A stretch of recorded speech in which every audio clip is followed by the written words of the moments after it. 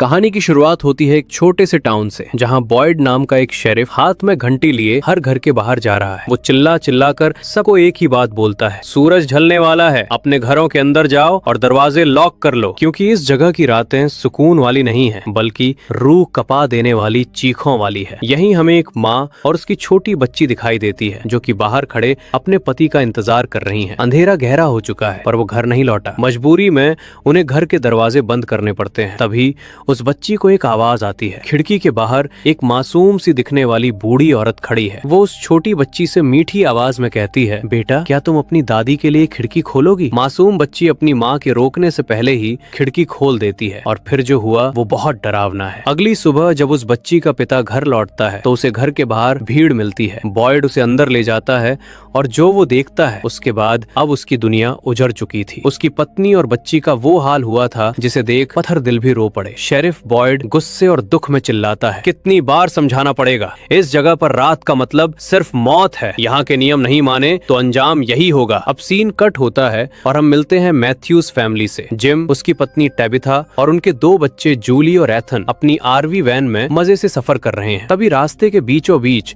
उन्हें एक विशालकाय पेड़ गिरा हुआ मिलता है। ऊपर आसमान में कौवों का झुंड मंडरा रहा है, मानो कोई बुरा संकेत दे रहा हो। वो रास्ता बदलकर आगे बढ़ते हैं, लेकिन कुछ ही देर में वो उसी अजीब से टाउन में पहुंच जाते हैं। जिम को लगता है वो रास्ता भटक गए हैं। जिम शेरिफ बॉयड से रास्ता पूछता है और ये इस शहर से बाहर निकलने की कोशिश करते हैं। लेकिन कहानी में ट्विस्ट तब आता है जब वो जितनी बार बाहर जाने की कोशिश करते हैं, उतनी ही बार उनकी गाड़ी घूम फिरकर उसी टाउन के अंदर आ खड़ी हो जाती है। टेबिथा घबरा जाती है, जिम हम फिर से वहीं आ गए। डर और हड़बड़ाहट में जिम तेज गाड़ी चलाता है और तभी सामने से आ रही एक दूसरी कार से उनका जोरदार एक्सीडेंट हो जाता है। एक्सीडेंट इतना बुरा था कि छोटे बच्चे एथन का पैर वैन के अंदर बुरी तरह फंस जाता है। दूसरी कार से एक लड़का बाहर निकलता है जो सदमे में है। वो लड़खड़ाते हुए टाउन में आता है। शेरिफ बॉयड उसे ट्रीटमेंट के लिए भेजता है और खुद मैथ्यूज फैमिली की मदद करने निकल जाता है। उसे पता है कि सूरज डूबने वाला है और अगर ये लोग खुले में रहे तो कोई नहीं बचेगा। यहाँ पर एक और लड़का है जो कि उसी कार में बैठा था। उसका नाम जेड होता है। बॉयड तुरंत जेड और मैथ्यूज फैमिली की महिलाओं टेबिथा और जूली को टाउन के सुरक्षित कॉलोनी हाउस की तरफ भेज देता है। लेकिन एथन का पैर फंसा होने के कारण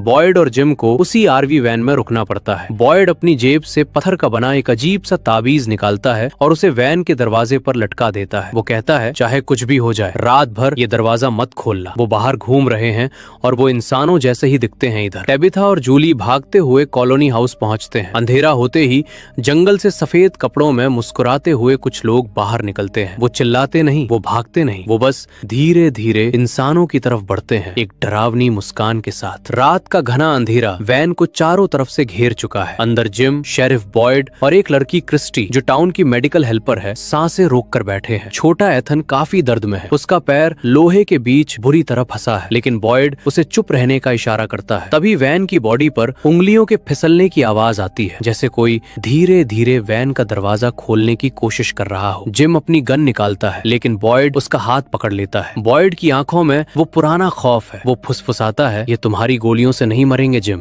अगर तुमने आज खिड़की का शीशा भी खोला तो सुबह हम में से कोई जिंदा नहीं बचेगा। बाहर से एक औरत की आवाज आती है जो कि बहुत ही शांत और मधुर है। क्या कोई अंदर है? हमें मदद चाहिए, हम बहुत ठंड में हैं। जिम को लगता है कि शायद कोई इंसान बाहर फंसा है, लेकिन क्रिस्टी उसे रोक देती है। ये वही राक्षस हैं जो अपना रूप बदल सकते हैं और इंसानों जैसी आवाज भी निकाल सकते हैं। इधर टेबिथा और उसकी बेटी जूली को कॉलोनी हाउस में है। ये टाउन के बीचों बीच एक बड़ी हवेली जैसा है जहाँ लोग एक साथ रहते हैं। यहाँ की लीडर है डोना। डोना टेबिथा को एक कड़वा सच बताती है, यहाँ दो रास्ते हैं, या तो टाउन में रहो और उनके नियमों से चलो, या यहाँ हमारे साथ आजादी से रहो। लेकिन याद रखना, यहाँ गलती की सजा सिर्फ मौत है। जूली खिड़की के पास खड़ी होकर बाहर की खामोशी को महसूस करने की कोशिश करती है। तभी उसे अंधेरे में कई सफेद आकृतियां नजर आती हैं। वो लोग कोई राक्षस नहीं लग रहे थे, बल्कि पुराने जमाने के कपड़े पहने हुए आम इंसान लग रहे थे, जो बस खड़े होकर घर की तरफ देख रहे थे और मुस्कुरा रहे थे। वो डरावनी मुस्कान जूली के जहन में बैठ जाती है। उसी रात एक लड़की जेड के दोस्त को मार देती है। उसने ऐसा क्यों किया ये हमें आगे पता चलेगा। एक्सीडेंट वाली कार का मालिक यानी जेड अब होश में आ चुका है। वो एक अमीर सॉफ्टवेयर इंजीनियर है जिसे लगता है कि उसकी कामयाबी ही उसकी सबसे बड़ी ताकत है। जब उसे एक क्लिनिक में होश आता है तो उसे लगता है कि उसके दोस्तों ने उसे किसी हाई टेक एस्केप रूम में डाल दिया है। वो बाहर भागता है और चिल्लाता है, चलो अब मजाक बंद करो, कैमरा कहाँ है? मैं बहुत महंगा आदमी हूँ, मेरा वक्त बर्बाद मत करो। करो। टाउन के लोग उसे ऐसे देख रहे थे जैसे वो कोई पागल हो। बॉयड का बेटा एलिस उसे समझाने की कोशिश करता है, लेकिन जेड किसी की नहीं सुनता। जैसे ही सूरज की पहली किरण गिरती है, वैन के बाहर मौजूद वो मुस्कुराते चेहरे गायब हो जाते हैं। टाउन के लोग दौड़कर वैन के पास पहुंचते हैं और कड़ी मशक्कत के बाद एथन को बाहर निकाला जाता है। जिम और टेबिथा जब एक दूसरे से मिलते हैं तो उनकी आंखों में थोड़ी राहत आ जाती है, पर एक गहरा डर भी था। एथन होश में आते ही एक अजीब बात कहता है, वो लड़का, उसने कहा था कि अब खेल शुरू हो गया है। बॉयड चौंक जाता है क्योंकि एथन जिस सफेद कपड़ों वाले लड़के की बात कर रहा है उसे यहाँ सालों से किसी ने नहीं देखा, सिवाय उन लोगों के जो मरने वाले होते हैं। हमें बॉयड की जिंदगी की एक झलक मिलती है। वो टाउन के चर्च में जाकर बैठता है, वो पादरी से बात करता है। हमें पता चलता है कि ये पत्थर के ताबीज बॉयड को एक गुफा में मिले थे और उन्हीं की वजह से टाउन के लोग अब घरों के अंदर सुरक्षित रह पाते हैं। बॉयड अपने बेटे एलिस को देखता है, लेकिन उन दोनों के बीच एक गहरी खाई है। एलिस अपनी माँ की मौत के लिए अपने पिता को जिम्मेदार मानता है। यहाँ हर घर की अपनी एक दुखद कहानी है और हर मोड़ पर एक नई पहेली। छोटा एथन क्लिनिक में भर्ती है। उसका पैर तो ठीक हो रहा है, लेकिन उसका दिमाग कहीं और है। वो बार बार उस सफेद कपड़ों वाले लड़के की बात करता है। जिम और टेबिथा को लगता है कि ये एक्सीडेंट का सदमा है, लेकिन शेरिफ बॉयड जानता है कि इस टाउन में कुछ भी महज एक इत्तेफाक नहीं होता। जेड, जो अब तक इसे एक प्रैंक या एस्केप रूम समझ रहा था, उसकी सनक अब हद पार कर रही है। वो क्लिनिक से भाग निकलता है और टाउन के बीचों बीच लगे एक खंबे पर चढ़ जाता है। वो चिल्लाता है, कैमरा कहाँ है? मुझे शो से बाहर निकालो। बॉयड उसे नीचे उतारता है और उसे उस घर में ले जाता है जहाँ उस माँ और बच्ची की मौत हुई थी। जब जेड उस कमरे की दीवारों पर खून के छींटे और बिखरा हुआ सामान देखता है तो उसकी रूह कांप जाती है। उसे पहली बार एहसास होता है कि ये कोई प्रैंक नहीं है, ये लोग सच में यहाँ फंसे हुए हैं। आज मैथ्यूज फैमिली का चूजिंग डे है। जब भी कोई नया परिवार यहाँ आता है, उन्हें चुनना पड़ता है कि वो कहाँ रहेंगे। टाउन, जहाँ शेरिफ बॉयड के सख्त नियम चलते हैं और हर कोई अपने अलग घर में रहता है। कॉलोनी हाउस, जहाँ डोना का राज है। सब मिलजुल कर एक कम्युनिटी की तरह रहते हैं और आजादी का जश्न मनाते हैं। जिम और टेबिथा के बीच बहस छिड़ जाती है। जिम को लगता है कि टाउन सुरक्षित है, जबकि टेबिथा को लगता है कि कॉलोनी हाउस में उनके बच्चों को अकेलापन महसूस नहीं होगा। अब कहानी जाती है सारा पर। सारा को अजीबोगरीब आवाजें सुनाई देती हैं। वो आवाजें उसे डराती हैं, उसे उकसाती हैं। उसे वो आवाजें आदेश देती हैं कि अगर उसे यहाँ से बाहर निकलना है तो उसे न्यू कमर्स को खत्म करना होगा। इसीलिए सारा ने जेड के दोस्त को मार था। इन्हीं आवाजों ने उसे उकसाया था। यहीं से पता चलता है कि ये जगह सिर्फ बाहर से हमला नहीं करती, ये आपके दिमाग के अंदर घुसकर आपको पागल कर देती है। टाउन के चौक पर सब इकट्ठा होते हैं। चूजिंग डे के हिसाब से जिम और टेबिथा अपना फैसला सुनाते हैं। जिम टाउन में रहने का फैसला करता है, लेकिन उनकी बेटी जूली, जो अपनी माँ से नाराज है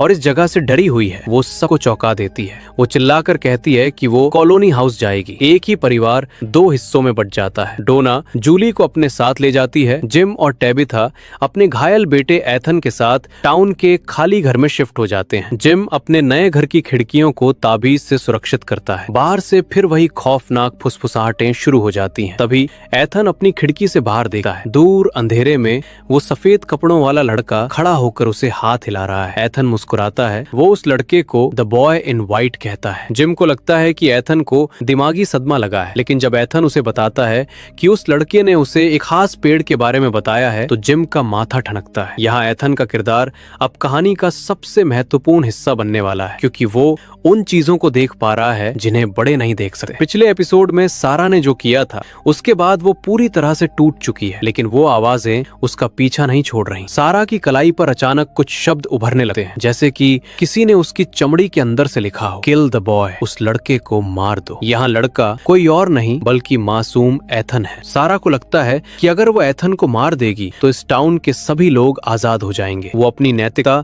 और उन डरावनी आवाजों के बीच बुरी तरह फंसी हुई है। शेरिफ बॉयड और जिम टाउन के बाहर के जंगलों की छानबीन करने निकलते हैं। बॉयड जिम को एक बहुत ही अजीब पेड़ के पास ले जाता है। ये कोई मामूली पेड़ नहीं है, इसे फारावे ट्री कहा जाता है। बॉयड एक पत्थर उठाता है और उस पेड़ के खोखले तने के अंदर फेंकता है। कुछ ही सेकंड बाद वो पत्थर कहीं और से गिरता है। बॉयड समझाता है कि ये पेड़ एक तरह के पोर्टल है। अगर आप इनके अंदर जाते हैं तो आप टाउन के किसी भी रैंडम हिस्से में निकल सकते हैं, लेकिन ये खतरनाक भी है क्योंकि आप किसी बंद कोठरी में या किसी पेड़ की ऊंची टहनी पर भी निकल सकते हैं। इधर जेड अब भी अपनी पुरानी जिंदगी और इस नई नरक जैसी जगह के बीच तालमेल बिठाने की कोशिश कर रहा है। उसे पता चलता है कि उसका सबसे अच्छा दोस्त जो उसके साथ गाड़ी में था अब इस दुनिया में नहीं रहा। जेड का घमंड अब पूरी तरह टूट चुका है। वो टाउन के मैकेनिक वैज्ञानिक और बाकी लोगों से इस जगह के टेक्निकल पहलुओं के बारे में सवाल पूछने लगता है। उसे एक पुरानी फोटो मिलती है जिसमें एक आदमी वही ताबीज पहने खड़ा है, जिससे जेड को यकीन हो जाता है कि इस जगह का इतिहास बहुत पुराना है। इधर जूली कॉलोनी हाउस के माहौल में ढलने की कोशिश कर रही है। उसे वहाँ का लड़का एलिस काफी पसंद आता है। एलिस उसे एक पुरानी झील के पास ले जाता है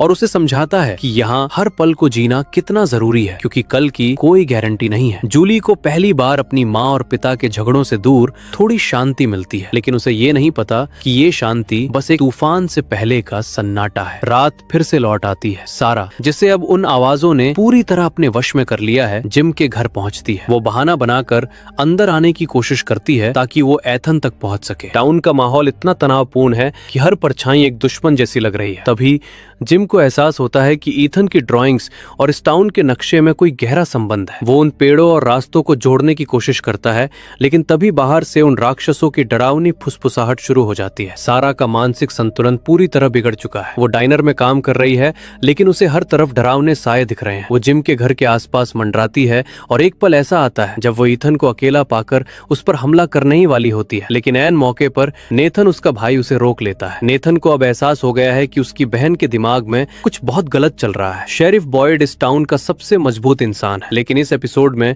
हमें उसकी कमजोरी पता चलती है। बॉयड के हाथ कांप रहे हैं। उसे पार्किंसंस नामक बीमारी के लक्षण महसूस हो रहे हैं। वो डर रहा है कि अगर वो कमजोर पड़ गया तो इस टाउन को इन राक्षसों से कौन बचाएगा। बॉयड को पता है कि उसका समय कम है, इसलिए वो जंगल के और अंदर जाने का फैसला करता है ताकि मौत से पहले बाहर निकलने का कोई रास्ता ढूंढ सके। इधर जेड को यहाँ रह रहकर एक अजीब सा सिंबल दिखाई दे रहा है, 3 पेड़ों जैसी दिखने वाली रेखाएं। वो इस निशान को लेकर पागल हो रहा है। उसे मरे हुए लोगों के हेलुसिनेशंस हो रहे हैं। उसे एक मरा हुआ सैनिक दिखता है जो उसे डराता नहीं बल्कि कुछ बताने की कोशिश करता है। जेड को अब समझ आ गया है कि ये जगह सिर्फ एक जेल नहीं है, बल्कि ये एक पहेली है जिसे सुलझाना ही होगा। छोटा ईथन अब चलने फिरने लगा है। वो जिम और टेबिथा को बताता है कि उसने उस सफेद कपड़े वाले लड़के को फिर से देखा है। जिम, जो पहले इसे वहम मान रहा था, अब ईथन की बातों को गंभीरता से लेने लगता है। ईथन कहता है कि वो लड़का उसे द लेक ऑफ टीयर्स की तरफ ले जाना चाहता है। इधर सारा और नेथन के बीच हाथापाई होती है। नेथन सारा को रोकना चाहता है ताकि वो किसी और को नुकसान न पहुंचाए, लेकिन इसी छीना झपटी में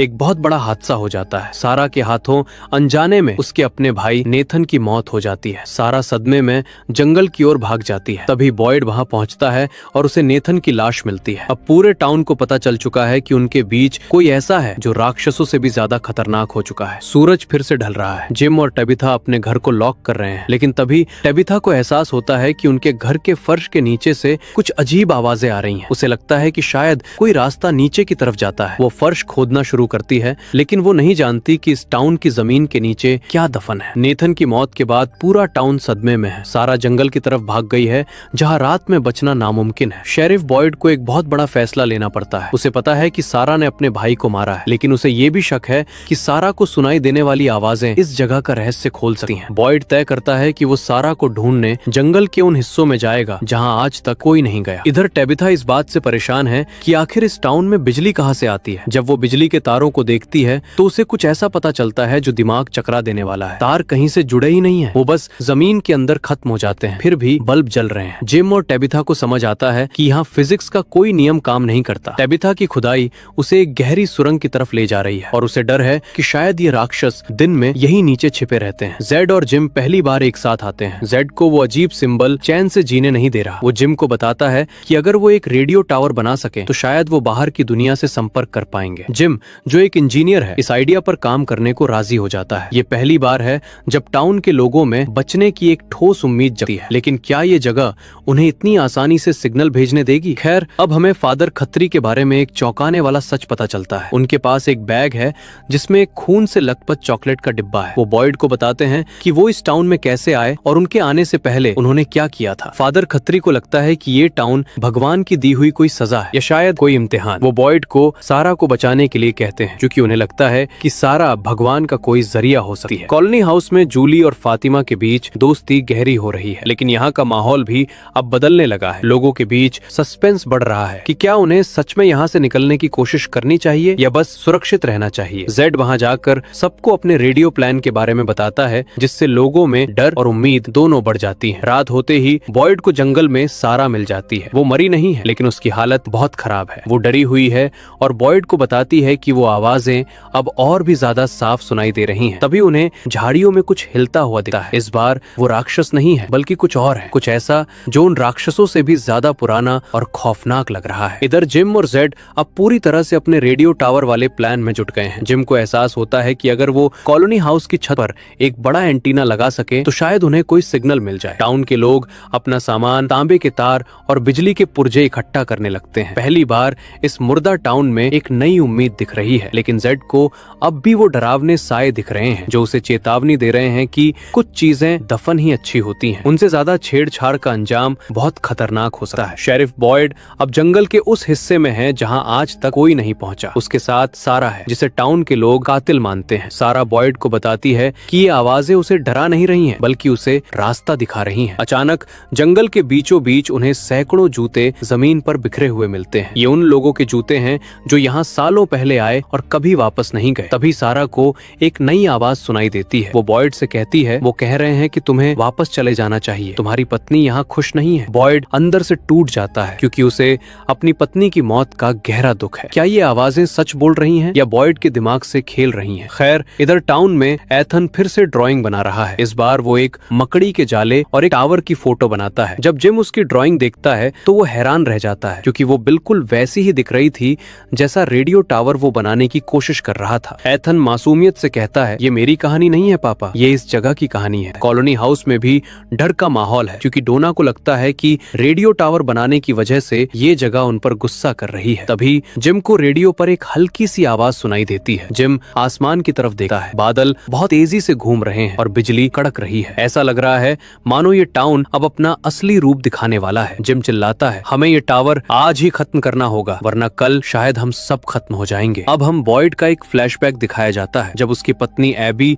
और उनका बेटा एलिस पहली बार इस टाउन में आए थे। उस वक्त यहाँ कोई ताबीज नहीं था। लोग अपनी गाड़ियों में छिपते थे और रात भर जंगल में उन राक्षसों से भागते थे। बॉयड ने देखा था कि कैसे लोग हर रात कुत्तों की तरह मारे जाते थे। एबी इस दहशत को बर्दाश्त नहीं कर पा रही थी और धीरे धीरे उसका मानसिक संतुलन बिगड़ने लगा था। इसी दौरान बॉयड को जंगल में वो रहस्यमयी ताबीज मिले थे जिससे इस टाउन में पहली बार शांति आई थी, लेकिन उस शांति की कीमत बहुत भारी थी। जेड को अब वो 3 लाइनों वाला सिंबल हर जगह दिख रहा है। वो एक पुरानी डायरी ढूंढ निकालता है जो उससे पहले यहाँ रहने वाले किसी शख्स की थी। जेड को एहसास होता है कि जो पागलपन उसके साथ हो रहा है वो पहले भी किसी के साथ हो चुका है। उसे एक मरे हुए आदमी का साया दिखता है जो एक पियानो बजा रहा है। जेड को समझ आ जाता है कि ये टाउन सिर्फ लोगों को मारता नहीं है बल्कि उन्हें एक लूप में फंसा देता है। जिम, जेड और टाउन के बाकी लोग मिलकर कॉलोनी हाउस की छत पर रेडियो टावर खड़ा करने में कामयाब हो जाते हैं। जिम के अंदर एक अजीब सा जुनून है। उसे लगता है कि बस एक सिग्नल और उसकी फैमिली